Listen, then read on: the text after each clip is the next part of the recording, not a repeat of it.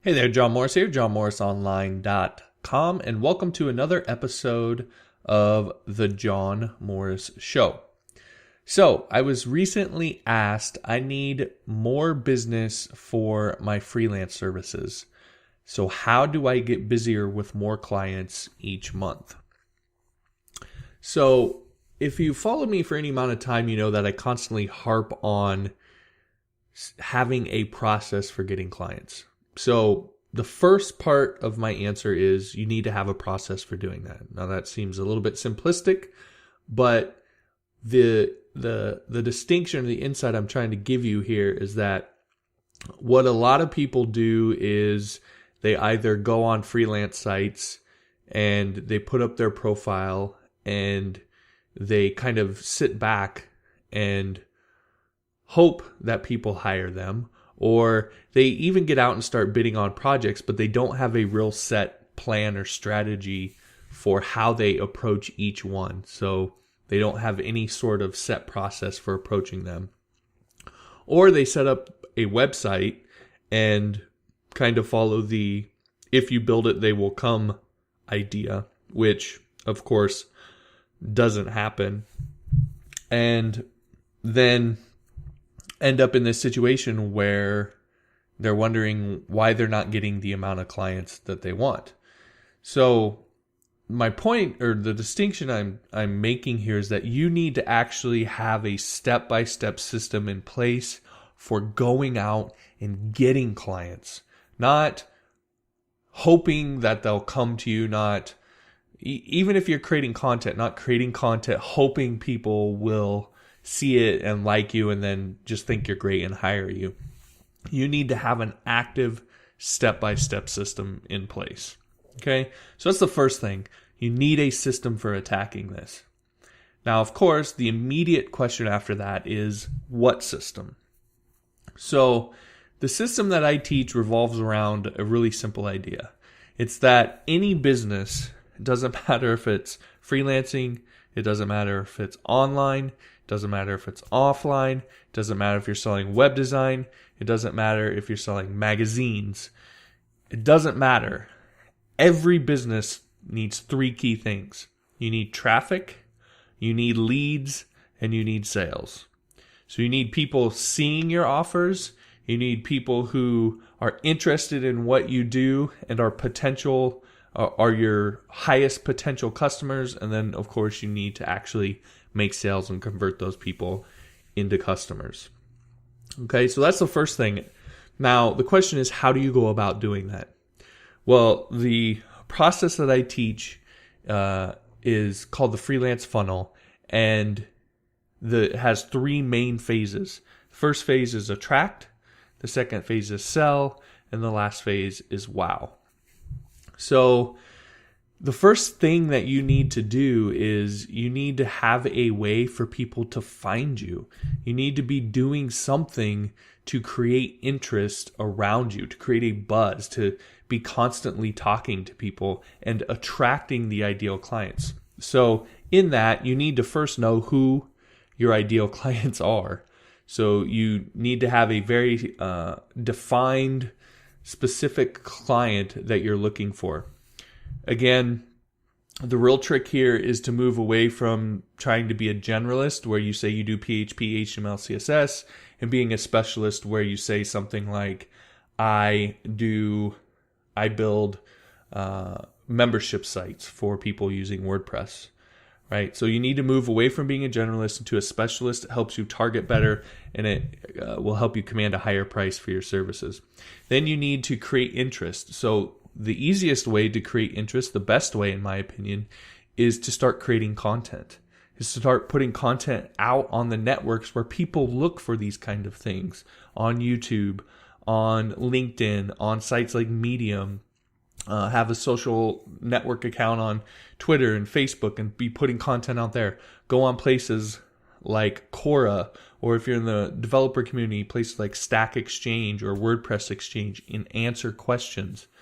Right? Get yourself out there and put yourself out there and start building assets. And by assets, I mean videos, articles, answers to questions that are going to show up when people search for these things in search engines and the YouTube search, when they search on Quora, when they search on LinkedIn, et cetera, et cetera. Build up those assets and create interest around what you're doing. And then at the end of, with every piece of content that you create, make sure you always have some way for them to take that next step. So if you're creating a YouTube video, make sure at the end of it you do have some sort of small, 10-second pitch at the end where they can go and learn more about you, or they can download some sort of thing that asks them to essentially become a lead. Ask them to give you their name and email address so you can contact them over and over again. Right? And so that leads into the second part.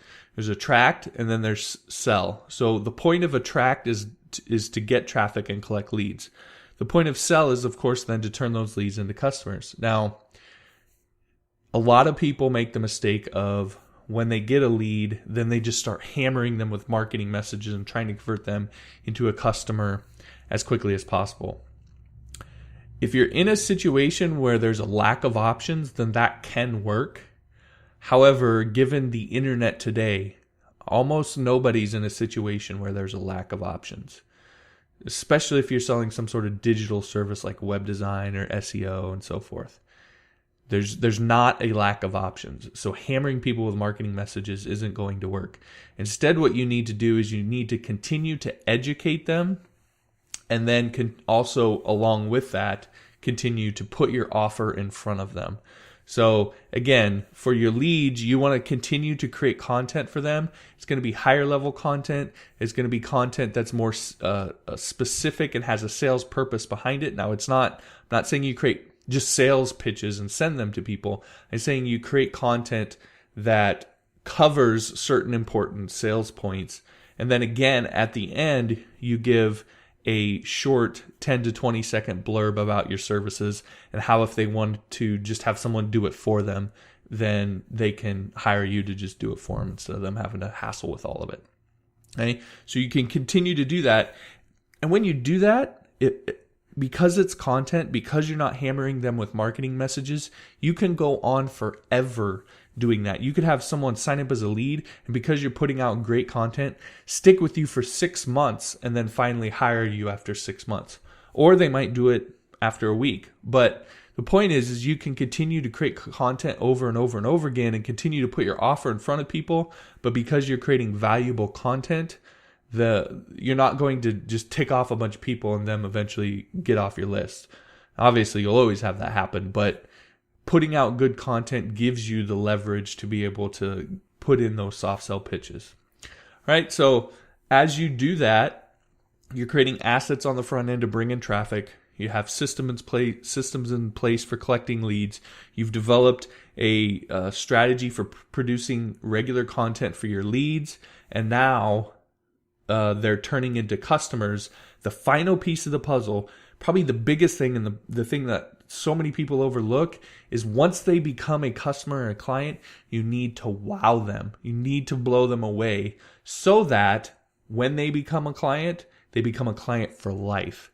That's where the real money is in a services industry, whether it's web design, SEO, or it's cleaning houses. Whatever it is, the real money is in repeat business.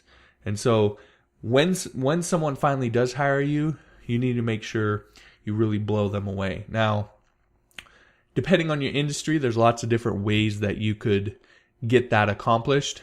As a web designer and web developer, I know there's two really important things: speed, how quickly I deliver, and communication, how well I communicate throughout the process. My guess is most industries, especially digital industries, those two things are going to be pretty important. Making sure you deliver fast and making sure you can communicate throughout the entire process. And of course, being reliable and actually doing what you say you're going to do. But that's kind of a given, hopefully.